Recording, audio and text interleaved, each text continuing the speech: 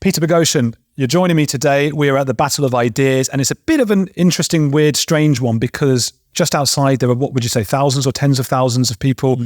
Yeah. What's going on outside at the moment? There is a rally for Palestinians and specifically about the Israeli-Palestinian conflict. And what are your thoughts as to the motivations of many of the people there? Well, it's interesting you should ask because we actually asked many of the people. My friend Reed and I are doing videos here, among other things, in London. And we actually asked what they wanted. So we went to Speaker's Corner. We've been to 2 rallies so far. This is the 3rd, but we have the Battle of Ideas, so we're not there. And we actually asked people what they want.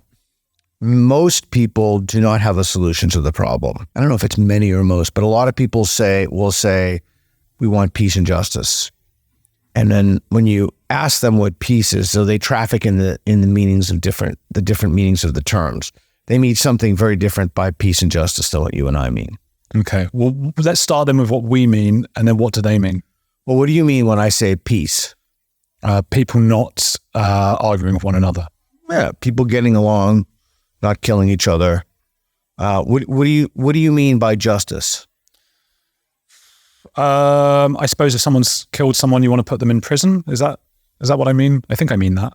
Well, yeah, they're different. So without being overly, I don't know, do you want me to be overly philosophical? Go on. Yeah, well, there are different types of justice: retributive justice, punishment, distributive justice. In the history of Western intellectual thought, it starts with Socrates and the Republic, books 1 through 3 of the Republic. What is justice? And that question continues, is justice paying your debts? It's like, what is justice? It continues in that tradition up till John Rawls in the 70s when John Rawls talks about justice as fairness. So a just society, my view is that a just society has to be a fair society. So how do we create conditions in the society to make it more fair? We can talk about that. I think the right is not correct. I think the left is not correct. I think that we've lost sight of the bigger picture. But even that conversation diverges significantly from what many of the people outside mean when they say justice. And the reason I know that is because we've gone on the streets and we've asked them. We've asked and we have it on film. We've asked the CAF. So they mean some kind of remediation of past injustice. They mean a kind of Palestinians have been living under the boot of the Israelis for so long, and now it's time for justice, either to turn the tables or from the river to the sea. So they mean something very different by justice. But unless you actually ask them that, you can't assume that your conception of justice and their conception of justice is the same. And again, that has nothing to do with Israelis or Palestine or Jews or anything. It's just figuring out what people mean when they use words. And that's not an academic thing, too. It's just like, what do you mean when you say justice? And so when you've spoken to these people, you're ascertaining that they mean to, are we saying to kill Jewish people, to get rid of them? Some do. Some mean that for sure. Our cab driver was pretty explicit about that. Others do others mean a two-state solution, or others mean some kind of retribution for previous injustices suffered by Palestinians. But again, the only way you would know that is if you actually ask them, which is why I wrote the book, How to Have Impossible Conversations, how to figure out what people mean by just asking them questions. Well, what do you mean by that? Do you think that we rely too often on slogans and we don't actually think through, from the river to the sea? Do you think most people really have thought about what that means when pro-Palestinian people say that? It's a good question. I don't know. I'm no expert in the Middle East at all. And as a general rule, I avoid talking about things that are outside my area of expertise. I don't have a solution to the problem. If I'm forced, I would say two-state solution, but I don't really know. I'm no expert at all. And that's putting it mildly. But I am interested in the way people talk. I am interested in what people believe. I'm extremely interested. One of my research areas is why someone changes their mind. What causes people to change their mind? What is an intervention on a personal level? What is a macro intervention on a societal level? And how do we get people to rethink, either to rethink some of the positions they hold or to doubt some of the positions they hold so they become less confident and more humble? And how do we get people to start listening to each other again and talking to each other again? It's such a complicated one because obviously if we talk about those people out on the street right now, I imagine there's such a variation in a variety. I'm positive that's true. Yeah. And so, and some must think, well, hang on, you don't speak for me. You're saying something, I'm trying to say something much more nuanced and you're really going for it. How do you, when you go and speak to these people, and you spoke to them in the last few days a little bit, did you attempt to change minds a bit? Did you, and how could you have success with that? Yeah, I attempted to instill doubt in people. So no matter where, so we put mats on the Stratford Station or Speaker's Corner or Regent's Park, and the mats strongly disagree, slightly disagree, neutral, and on the other side agree. And wherever they'll stand, I'll ask them, well, what would it take? So let's say they stand on the slightly disagree. Well, what would it take to move you to the neutral? There should be a two-state solution. Okay, so they stand on the slightly disagree. What would it take to move you one mat, just one, to the agree? Just one mat, what would it take to move you to the neutral? And one of the things we found, we just released this video so you can watch it yourself, but one of the things we find, if we have somebody, we did this with the two-state solution, there should be a two-state solution. One person went to agree, one person went to disagree. And then we asked them to write down their best reason. What's your best reason for believing that? And then we asked the person opposite them to guess what their best reason was. And they couldn't guess it. They didn't even know why someone would believe that. That will show you, if nothing else will demonstrate the difficulty of this problem. It's not even an incommensurable problem. It doesn't even rise to the level of being incommensurable because nobody understands why anybody believes anything. Of course, we've done that to ourselves, but is that like, I mean, is that what empathy should be? Is empathy? I've been thinking about this myself. People always talk about, I'm so empathetic, and often they mean they get very sad when something happens to their in-tribe. Is true empathy about being able to appreciate the other side? Is that what empathy is? Should ask Paul Bloom that question. Yeah. I don't know.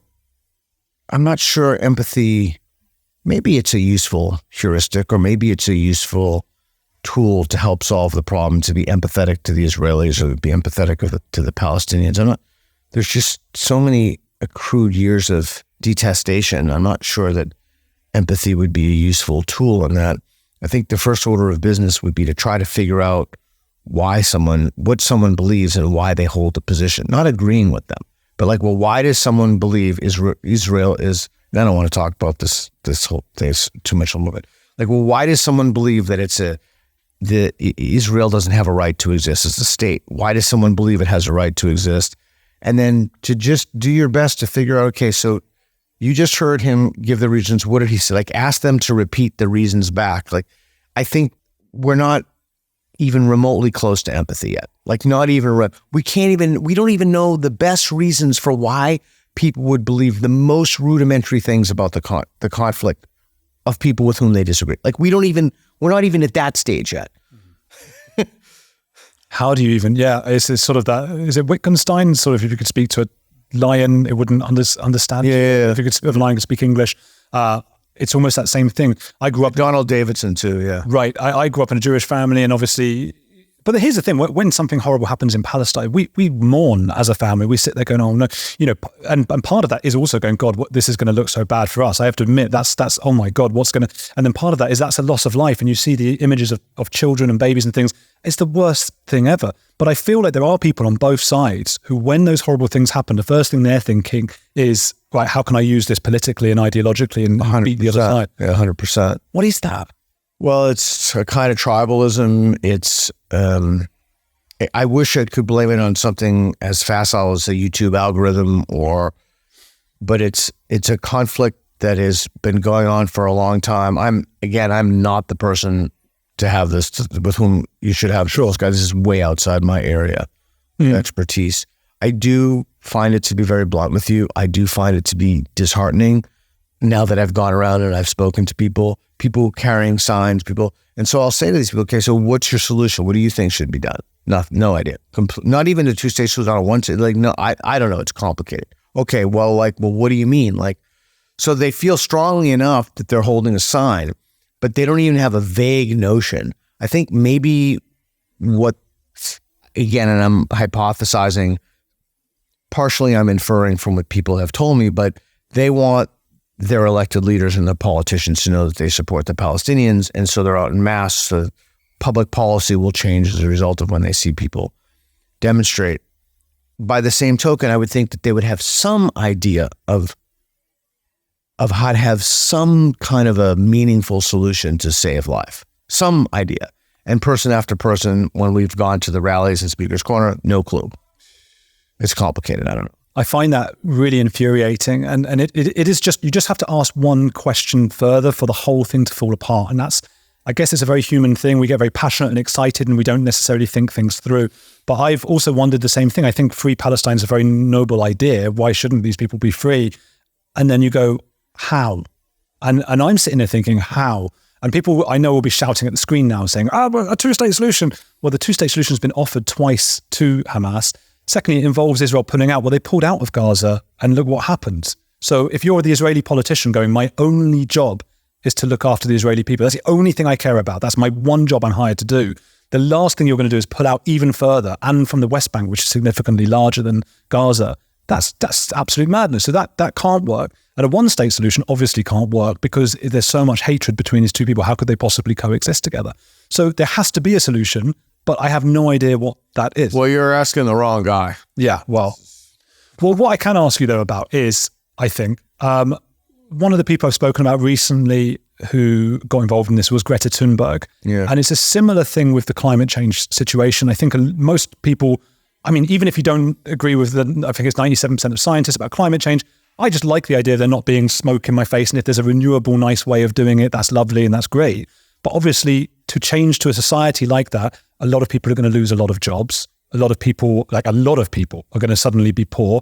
Probably not Greta Thunberg, probably not me or you, but a lot of people. And it's another situation where if you're asking a question, and if you actually ask another question, okay, Greta, how do we do this? Yeah. I've not heard her say that. So I want to ask you as well is partly that and partly what's going on where she can put out something about Israel-Palestine and in the same photo have this thing about climate change as if they're somehow linked. Yeah, so there's a lot to talk about there. The first thing is when someone tells you they don't know, I think a great response is thank you. Okay. Because that way they're not pretending to know things they don't know. So what's the solution to Israel? I don't know. You know what? That's actually a great answer because we have so many people who are suddenly experts on anything that's relevant to the 24-hour news cycle. They act as if they have PhDs in virology, immunology, Israel. Now everyone's an expert in the Israeli-Palestinian problem. People who never thought about it for two seconds. So there is a kind of amplified by social media and clicks, et cetera. So I think that's one thing that we need to be aware of is that we need to create cultures where people proportion the confidence in their beliefs to the evidence they have for those beliefs. And one of the ways to do that is when someone says, I don't know, is to say, that's a great answer. Thanks for that. That's a great answer. Thanks for not BSing me. Okay, now back to the Greta thing. So ideologies cohere. So usually you'd only need, I think it was Hitchens who said, if I know two beliefs that you have and I can infer a third, you're a very boring person. Yeah. So that means that your beliefs, because they cohere around an ideology, it's all, and given that not almost by definition, ideologies cannot be true in terms of being proportioned to the evidence. So people have extended the confidence in their beliefs beyond the warrant of the evidence. And so ideally it would be like a pointillism painting. They'd be just, you would have different beliefs of different things based upon the evidence, and then maybe that they would probably cohere in terms of a picture, but the picture wouldn't be an ideological coherence. It would be, the painting, it would be a coherence based upon evidence. So we formulated these beliefs based upon reason and evidence. And you know what? And that's why we ask people the question all the time, what would it take to move you one mat? If they say nothing, then the belief isn't formed on the basis of evidence. Because to change your mind about something means that there has to be a piece of evidence that would come in that would cause you to change your mind. And so when and Michael Schellenberger has written some great stuff, a very, very close friend of mine, Apocalypse Never was a great book. And he's spoken at length about the idea that bracketing for a moment anthropogenic global warming, climate change, if you just bracket that, what are some energy solutions and why should we a priori take some of those solutions off the table like nuclear?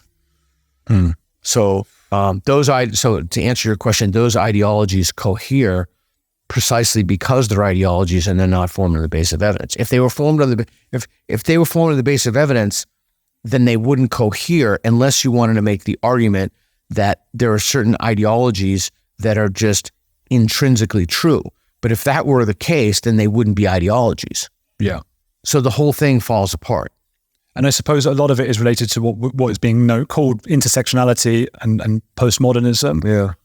And that's how you end up with climate change, LGBT, and Palestine, which don't seem to work. I mean, LGBT in Palestine doesn't. Yeah, well, that certainly doesn't work. But you have to be careful with linking a postmodernism, or what Helen Pluckrose calls applied postmodernism, into that suite of worldviews, whatever you want to call it, Weltanschauung, however you want to term it. How would you explain this? Because I'm just thinking some of the audience will be told, or these are completely new terms. How would you explain it? Oh, what, the postmodernism? Yeah, I think incredulity describes as incredulity toward meta-narratives. In other words, a meta-narrative is something like, evolution, Christianity. These are grand, overarching explanatory principles that explain explanatory mechanisms for phenomena, things about the world, things about what people believe. So there is no meta-narrative in the postmodern view. There's just kind of individual or atomistic views that people hold about different things. So we need to be very mindful. We've made in the last, depending on how you define it, 40 years, 30 years, we've made a turn toward, in philosophy, you call it a subjective turn, a turn toward subjectivity and a turn away from objectivity. And we've demeaned objectivity, we've demeaned truth, and we've replaced those things with subjectivity or ways of knowing or lived experience. But lived experience will only get you so far. Lived experience is great when it comes to what you want to eat, what kind of music you want to listen to, or who you want to have intimate relationships with. But it's terrible in terms of ascertaining facts about the world. Why do you think that's become, this turn towards subjectivity? Why do you think that's happened? Has it replaced religion in a sense? And that's a 4-hour podcast. Yeah. We have moved towards it, haven't we? I mean, I've said this, I keep saying this at the moment because one of a very funny, I keep forgetting his name, Ryan Long. Do you know Ryan Long, the comedian, Canadian? Oh, yeah. He did a great one the other day about pretending to be an actor who has to decide whether he wants to post a pro-Israel or a pro-Hamas or pro-Palestine Twitter post or whatever. And he's like, should I post this? Or who's going to agree with this? Let's see what the UN has to say. And the UN said, trans lesbians are lesbians. That's what they had to say about the whole thing. So what's going on there? Oh, boy. To quote something I said off camera to you, Florence Reed from Unheard says, we are living in a uniquely stupid age. This is a uniquely idiotic age in which we find ourselves. That's scary. It's terrifying, especially, I think I heard that in our conversation with John Ravecki, especially when you talk about, I'm going to anthropomorphize a little bit if you don't mind, but AI being born into idiocy. Presumably they were always idiots, right? But this is, so now we have large groups of people, including Supreme Court justices, pretending they don't know what a woman is. I mean, 20 years ago or 30 years ago, and I've got a lot of respect for religious people. A lot of religious people listen to this podcast, of course, but 20, 30 years ago, J.K. Rowling was getting abuse from religious people. Right. We mustn't forget that. And that's an interesting cultural turn, isn't it? Yeah. It's like a turn in the culture war. That's why I wonder if it's sort of replacing religion to an extent, because J.K. Rowling is at the center of that. Okay, so that's called the substitution hypothesis. I made a ton of videos about that. And a really good way, to explain this is, have you seen Game of Thrones? No. Really? They used to help publish their books, though. Dude, you're dead to me. But anyway, in Game of Thrones, when there's old gods and new gods, but the only reason that the old gods, you have new gods because belief in the old gods are fading. And so the question is superstition and belief the default mode for human beings? And if that's the case, as Christianity went down, what replaced it? Well, it goes by different names. Wesley Yang calls it the successor ideology. Majid Nawaz from the island here calls it regressive leftism, applied postmodernism from Helen Pluckrose. I I don't know, wokeism, whatever you want to call it. I don't know if this, Dawkins told me, we did this interview asking about, and Shermer about the substitution hypothesis. I don't know if the substitution hypothesis is true. Dawkins told me he hopes it's not, or his whole life's work would be wasted. But we definitely have a problem now. We pretty much know what the problems are. People don't trust our institutions because they're not worth trusting. We've demeaned the meritocracy. I mean, we can run through the problems. People have done that at length. The question is, how do we solve those problems? Which is another 4-hour podcast. If we have some sort of almost biological imperative, that's correct. Yeah, we may. Superstition or something. We may. Yeah. It's so hard because I can hear almost people listening to this thinking, that's interesting, but I don't have any superstitions and things like that. And I would be interested to see what number of people that is, because I bet it's actually the majority, but I don't know. But people who are warlords don't think they're warlords. People who are superstitious don't think that they're superstitious.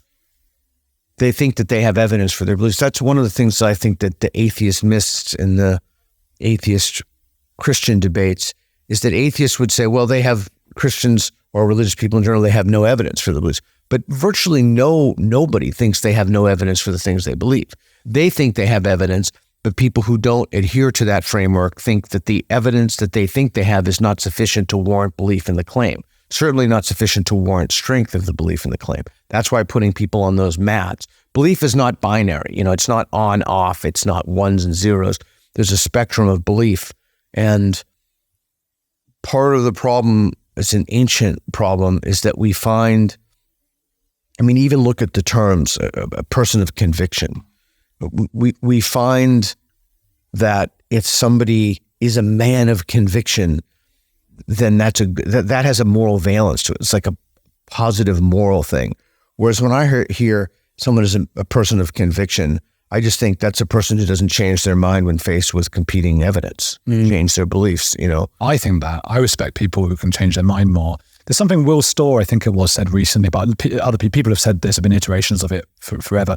But I feel very, confident in my convictions, the ones I do hold at the moment. They all seem to be right to me, whether it be about abortion or this or that, the topics of the day. And they all seem right. But I know that there's absolutely no way that I could be the one person in the world who is right about everything I think. So what are those things that are utterly wrong? And do you have them as well, Peter? Well, yes, I do. But to go back to what you said, to linger on that, if you don't mind, why would they be convictions? Well, beliefs then. Or then they're beliefs, yeah. Yeah. So I think we can improve our collective epistemic situation, our collective situation of knowledge, if we just got rid of thinking, if we just framed it in terms of beliefs instead of conviction. So yeah, I'm sure I have them. The age-old problem is, if you know you have them, then why don't you stop believing them? And the reason is because I don't know what they are. Do you have an inkling? An inkling into which of your beliefs might be most likely to be wrong? I do. Pause. I just want to finish this thought. So the some things complicate that. Anything that has an identity level salience will complicate that. When it's important to your identity. Yeah. So you're less likely to revise a belief it has. And that's one of the things that we're teaching kids in colleges and K through 12 systems now, is that they're better people because they hold a belief, and this is part of your identity, the pronoun thing, whatever it is. And then this is really important for you. But yeah, do I have an inkling of what it is? I have an inkling about how to think about the situation. So here's how I think we should think about it. Part of the problem, I think, that why so many people have been bamboozled by these ideas that are just clearly false. Like every outcome, every disparity in outcome is due to systems, or that's Kendi's idea, or D'Angelo's idea of white fragility. You only have these beliefs because you're white, or you believe this, you're fragile. No, I'm not. No. Okay, well, and that proves you're racist. So these ideas are the kind of ideas that young kids would, like tweens would accuse each other on the playground. Mm-hmm. Ad hominem. Huh? They're ad hominem, aren't they? You believe this because you're there's a certain element of that, but they're just silly. So I think the way to think about it is, because we've extended the umbrella of rights to minorities, to animals, etc., I think one of the things that people do implicitly is they project into the future and extend the umbrella of rights of, whatever, and I believe if you want to be trans and you're 18, that's great. You can undergo any procedure.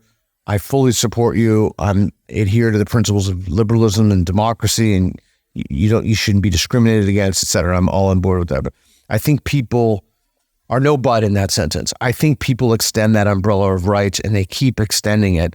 And then they want to be on the right side of history, hence that term, the right side of history. So I think that's one of the prophylactics for falling into delusion. I think that there are others. But yeah, I think if I were to guess, I would say, it's a point I've raised before, but meat eating, or taking sentient life, I would say a kind of action. I mean, I don't really know. If I knew, I would change my belief. That's one where you feel most like that might be the one where in another life in the future, I could look back and say, oh, that was the one where I came down on the wrong side of. Yeah. Or I somehow made the calculus incorrectly in my head because I have Crohn's disease, and I know that like when I eat sugars and carbs, I feel like crap. Got it. And so I know that if I'm on a high protein, high fat diet, I feel better. But what is the cause of how many cows have I been, the deaths of how many cows have I been? Quite a few. So I went veggie. And I used to think exactly, I used to say what you said. I used to think that's the one when I was eating meat. Oh, maybe that's not right. Maybe that's the one. Maybe it's no good that I'm helping this industry. I'm not some righteous guy anyway. I also got a bit disgusted by the idea of like meat in my mouth. Here's another one I'll throw out to you. You have, not you in particular, but people in this age have been too sensitive to people's feelings. The kind of hypersensitivity that we have cultivated as a virtue in society has trapped people into ways of being and thinking about the world that does not lead to their flourishing and the flourishing of society. Yeah. Well, that's it. Because I think some people think it's so simplistic, just everyone be nice. When I put out this poll on my YouTube channel, like, do you literally think that trans women are women? Right. 10% said they literally do. And that seems, but a lot of the answers were, why does it matter? Just be kind. And as if it were that simple. And that's just historically, I mean, I imagine you would be thought of as kind if you were a member of the Nazi party. That would have been kind back then. Yeah, that's the other thing. Maybe we have, if there were a hierarchy of values, or maybe we've kind of misprioritized which values should be front-loaded and which values we should attempt to manifest. If there's such a thing as a moral fact, I've recently become like the rest of the world. I have a vague passing interest in AGI, not too much, but... What's AGI for those who don't? Artificial general intelligence. And so Sam Altman and others have said that we've made rather dramatic progress. I'm not talking about ChatGPT. I'm talking about some kind of a sentience or self-consciousness. And it could be that there are moral facts. It could be that there are solutions to problems. Like think about chess, for example. Through artificial intelligence, we've now, or Go, the game of Go, ancient Chinese game of Go, we've solved problems that for centuries human beings, the smartest people, literally the smartest people, have been unable to solve. But it could be that, and again, this is to say this is hypothetical. This is like extremely hypothetical. It could be that we need some kind of general artificial intelligence to figure out our moral facts. There are moral facts, but we just can't apprehend them. And so we should be valuing certain things more than others. We should be prioritizing certain moral values. So this is when you say, what's an example of something I could be wrong about? That I've misprioritized my moral values. But you wouldn't trust it, would you? Because firstly, you'd be thinking that the AGI has been built by humans. This was when I asked Dawkins. So Dawkins said that the one thing we know about extraterrestrial life is that it will be Darwinian. Yeah. And I said, but what about AI? And he said, well, that will be built by the Darwinian process. So it's still part of the Darwinian process. Our fingerprints will still be on the AI. So now if I put chat, I mean, there are people all the time put it, I think maybe you've even done this on Twitter. Was it you? Maybe I've seen some people do it. You ask ChatGPT a question and it comes out with this very progressive answer. Right, correct. Yeah, so we don't trust it necessarily. ChatGPT would be different from general artificial intelligence So here's the problem. It would be similar, analogously, it would be similar to a being who claims to be omniscient. The only way you would know if that being was omniscient if you yourself were omniscient. So you would have to know everything to know if the being also knew everything. The problem is you wouldn't really be positioned epistemically or otherwise to know if you knew everything. So you would know, there'd be no way to ascertain whether or not another being knew everything.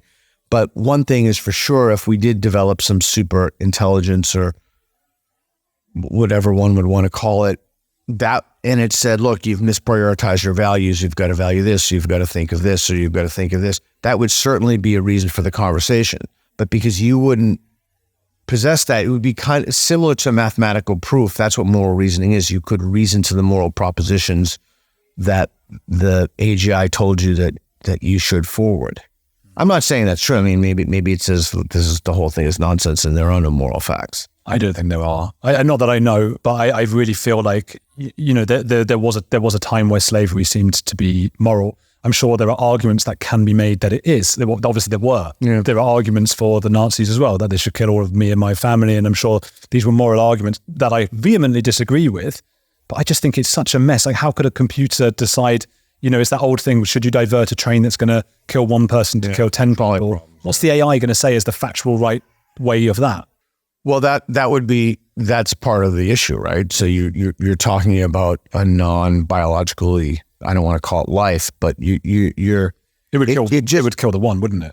Well, I don't know what it would do. Maybe it has access to a superior form of reasoning, but in a similar way that one would demonstrate a mathematical proof, it would lay out the reasoning, and it could be that the reasoning that it has for certain moral conclusions are reasonings that, in spite of our best and brightest, we haven't come up with these ideas. Speaking about best and brightest, you spend a lot of time around students in universities. You worked as an assistant professor. Was that what was I? God, it was so long ago. It was actually 2 years ago. Yeah. Philosophy, and then I quit. So you've spent a lot. I mean, you've gone to campuses as well and done your street epistemology with these people. Are you concerned about a lack of curiosity and nuance among students? And is any part of this, I mean, is it to do with a lack of experience or the fact that the human brain doesn't apparently fully develop until you're 25? I think the first line of metaphysics is, if memory serves me correctly, all men desire to know. Socrates is famous. Wisdom begins in wonder, or the idea that we want to know. I think that we have created institutions that have systematically pounded, Twitter is a perfect example of this. You pay a price for wondering. You pay a price for, and that's the death of philosophy right there. If you want to engage an idea about, so even now thinking about what an example would be, I don't even want to say what an example would be because, so I mean, I'm thinking, I'll say it anyway, but I was thinking about, well, what if you wonder about, race and IQ? Well, what would be entailed by that if there are differences? Or what if you wonder about, Peter Singer, the ethicist, the Australian ethicist, what do you wonder about how society should treat people who have IQs below 25? Even wondering that, not professing to have answers, certain answers, very specific answers to that, has detrimental social consequences, and it could have detrimental professional consequences as well.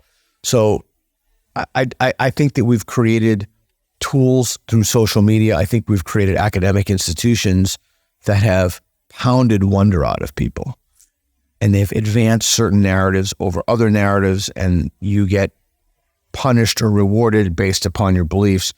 Just looking at someone posted job postings in philosophy, and they're like, philosophy of race, and we know exactly what the narrative is. There is no it's a construct. I mean, I can tell, we could lay out the whole syllabus right now. And so I don't think it's that people now wonder less or they're less curious.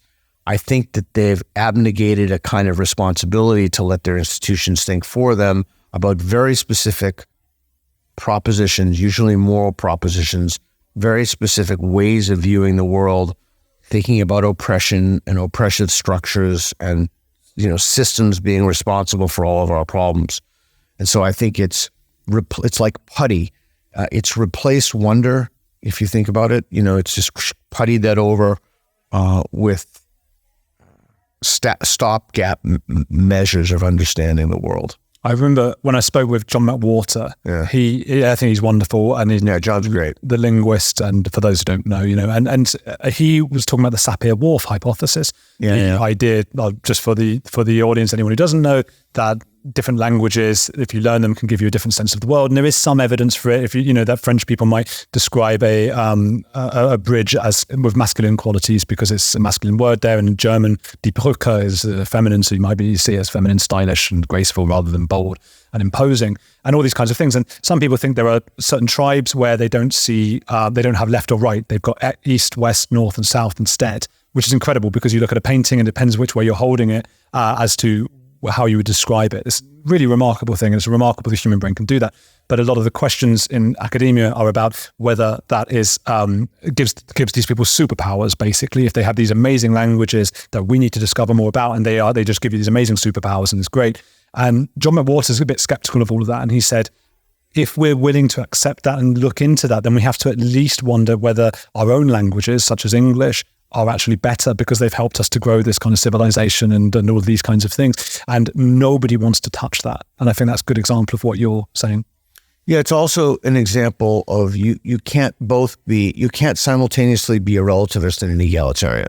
Yeah, that's it. And so we live in one sense, we live in a hyper egalitarian age where people are making claims that, everything is equal, every system is equal, every culture is equal, every culture. Well, that's clearly nonsense, right? I mean, you could just look at banking structures or thinking about the charging of, I'm trying not to go down. I'm trying very consciously trying not to go down that rabbit hole, but interest in Islamic societies and how they get around that because of surahs in the Quran, but and hadith as well. But so I think that's right, and I think we need to be aware of the dangers of relativism in terms of leveling a critique against certain. I think it was Sam Harris said, "Who am I not to judge? Who am I not to judge? By what privileged position can I step out of my society, my culture, my customs, my psychological predispositions, my moral instincts? Who am I not to make the judgment that the treatment of women is wrong? That the here I go again. I'm thinking about the rally outside, but that the inheritance of a woman should be less than the man. The court trial of a you need a different number. Like who am I not to make a judgment about that? Right. There's something Yasmine Mohammed talks about. She's great. Yeah. Yeah, and she talks. Why is it such a horrible thing when a white young child is abused, but when it happens to a Muslim child, and something that Yasmine gets very teary-eyed just talking about, the West don't care because they say, oh no, that's religion and traditions and stuff, let them do their thing. Yeah, Unveiled was a great book. I can't recommend it highly enough, but that it's not even, it's beyond the bigotry of low expectations. It's truly thinking that there's a different moral standard by which we should hold people who have a different color skin. And so maybe that goes back to your question about what are some of the things that I could be wrong about. Maybe I wasn't a harsh enough critic of other cultures and or other practices or other traditions. And of course, maybe one should have ignored the social consequences more. The problem with some of those things, and I don't mean to be extra topical, I don't mean to kind of fall down this specific rabbit hole, is that people think that there are certain like neocon policy implications predicated upon, but George Bush got this a lot, although he and Rumsfeld and his buddies actually were neocons, but that you won't make a judgment about something because you think that implicit in that is U.S. military intervention, right, or that baggage, NATO or the West. Yeah, there's too much baggage. But it's a very interesting time in which we live, in that so many of us are completely held hostage to a minority of people. Last time I looked, it was 8% of people who are hardcore believers in this ideology. And there are others who are in the orbit of the ideology, but they're not as... the progressive postmodern. Yeah, but the part of the problem with that is you never really know who's who believes what, because we've created a culture of fear in which no one will talk about what they actually believe. So we don't even know what people believe. So it's even worse than being held hostage to what a certain number of people believe, because you're held hostage to what you think they believe. Yeah. Well, this happens on the left, but of course on the right as well. Right has humans similar derangement. One place that I've seen it on the right is, because I've been, I keep talking about this today, so I shouldn't too much, but we can't say the word on YouTube, but PDF files, people who go around playgrounds and stuff, children, that kind of thing, right? You can't, on the right won't let you even talk about it, even if talking about it will lead to fewer children being attacked. Because obviously talking about it, that's the only way to do it. We have to find a way for fewer kids to be attacked, but the right will be so like religiously, no, just kill them all. And you're like, okay, but you kill them all and then there's more. So we've got to actually do something. Or even, so that's another example of things that people don't want to talk about. So some people have put forward. I went to not to throw the conversation to the toilet, if you will, but I went to Regent's Park to go to the bathroom, and on the sign when we were doing street epistemology, and the sign in the bathroom is no adults, boys only. And I really had to go to the bathroom. And so I looked around, there were no other bathrooms, right? Like literally none. So I asked a woman who was there, whenever I travel, I have to be just super conscious I don't break the law. And the last thing I need is like that kind of accusation. But what am I supposed to do? Like, I really have to pee. Yeah. And so I asked the woman, could you please make sure, and she didn't know me. I think the accent helps a little bit, but can you please make sure that nobody walks in this bathroom for just 60 seconds? Yeah. And so she said, sure. But I do think that the whole, I don't want to say, because I don't want you to get demonetized, but P people, the P word, I do think that there is a kind of, on the right, I think you're correct about that. I do think that there's a can I even say GROOMING? I think you can, because it might be a makeup channel. Okay. but right. not too much, but we've said, right. Yeah, grooming thing. Okay. So there's even that kind of narrative.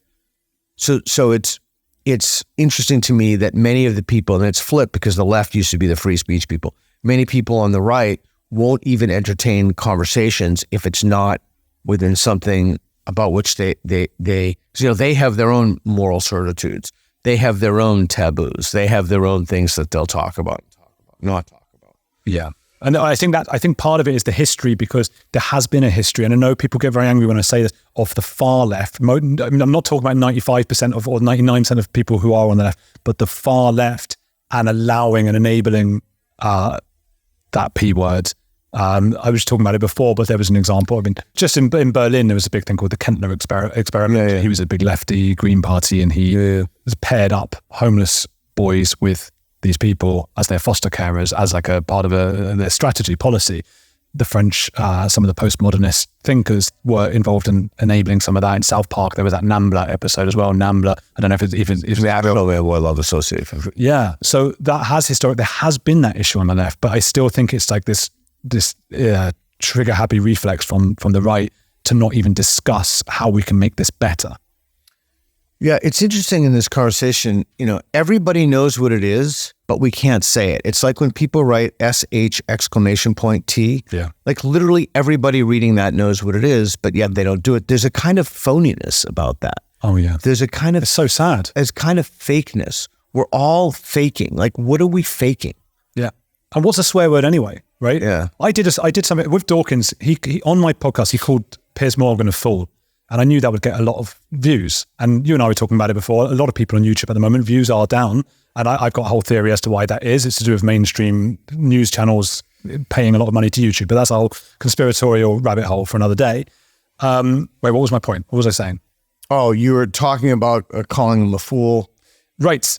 I put F*** because I wanted to just keep the mystique a little bit. A lot of people were pissed off at me because they thought it would have been fuck, right? And they were like, well, it was only fool. And I just thought, how interesting that we have these different words and things, and that fuck would have made it a better video somehow. And how would he even call him a fuck? It's not a noun. Yeah. And again, John McWhorter, I'm just fascinated by the way their swear words have changed. So it used to be hell and damnation and all these kinds of things were, and then it became bodily as we moved away from religion, so and stuff. And now it's only identity. Those are the ones you cannot say, identity words. And there's one where there's a crossover, which is the C word. You can say it more in the UK, but in America, it's still identity. You can. I was actually in Polite Company, and I heard that said twice by two different people yesterday. But you would never say that in the US. It's because it's got identity connotations in the US because it's a misogynist thing. In the UK, you call a guy that. So there is just bodily here. It's just bodily. It's fucking shit. It's the same thing. Over in America, So those were the F word for gay people. It's funny. Like, so when I was teaching, I would say fucking shit. I never had a single complaint. Like, never. I mean, I was judicious, but if you misgendered someone, as you said, or if you did, you could make other kinds of mistakes. But it's interesting. But Jonathan Haidt talks about that in terms of purity. I do think McWhorter's work on, and we did it. I really like John. We did a nice podcast together. I do think that it helps people understand their own, to borrow a term, for their situatedness, or the fact that there really are these arbitrary moral currents that run through society for what you shouldn't say and what you shouldn't say. But we all have those built into us. I think it was Ashcroft, former Attorney General, who there was a statue that of a woman's breast. He wanted to cover the woman's breast up, but the camera, the cost was like $8,000 if I remember correctly. If this guy were born in Afghanistan, he would have been a Taliban. So like we have this stuff, and certain people, a certain percentage of the population has these purity concepts more than others. But here's the thing: in one sense, I would argue that we need to mitigate against those impulses, especially as they bleed into the public square. But the problem is that if you have those impulses, you don't think that they should be mitigated, right? You want to discharge them into the public arena. Yeah. And so that's, again, Socrates' question: a person doesn't want, but they don't think they lack. So if you don't think you lack it, like why would someone who thinks that you should cover the breast of the statue, which to me is completely insane. But it could be that they would say to me, well, you need to mitigate your impulses for kind of secularism, or you need to mitigate your impulses. You want a kind of society in which perversity and depravity are ubiquitous and run wild, to influence the youth, et cetera. Yeah. So that's why it's so important to have conversations and talk about how you rationally derive these values so we can live together in a society. I gather that those words that become sacred words are actually in the other hemisphere of the brain to language, which is why you see there's like a video on YouTube of Stephen Fry putting his hand in freezing water, and if he swears a lot, he's able to do it for longer because there's actually a physiological difference when he says a swear word to when he's not saying, when he can hold that hand longer. Yeah. And it's really interesting to think what arbitrary thing will be next, because now it's identity, it was bodily, it was religion. That's a kind of substitution hypothesis, or an adjunct, a cousin of the substitution hypothesis. If the default is it has to be something, well, what comes next? It seems like it has to be something. Yeah, I think like, what was it? Well, I said to John, what comes next? So if there is something, what's next? And he said, obviously, we can't ever know, but what's a big thing? What could be big in a few decades? Climate change. Maybe you call someone a windmill or something. And, windmill isn't a bad thing. Yeah, I've hypothesized, this is my dear friend Michael Shermer said, don't tell me you're smart, make predictions. I have a very risky prediction. I think that the fascination with aliens is only going to grow. I think it's going to be something orthogonal to the current culture war. Aliens, my prediction is that there are going to be more alien sightings, more alien, and Schellenberger's reported on that. But I think it's a fascinating potential vein of the future culture war. I hope I'm right, because certainly be a much nicer war. So then the words you have like the M word and the S word, which would be like Mulder and Scully. Oh, you're such a Mulder. You're such something like that. I don't know, but again, McWhorter's right. It's very hard to see, because we both have a kind of cultural myopia about. Sure. But the other thing is the future is notoriously difficult to predict. That's what makes it the future. So we don't really know. We don't really know. We can hypothesize and make educated guesses, but we don't really know. It's what Ricky Gervais said. He said, nobody could have predicted 10 years ago that in 10 years, the most offensive thing you could possibly say is women don't have penises. Yeah. That's it. So we don't know what's going to be in another 10 years.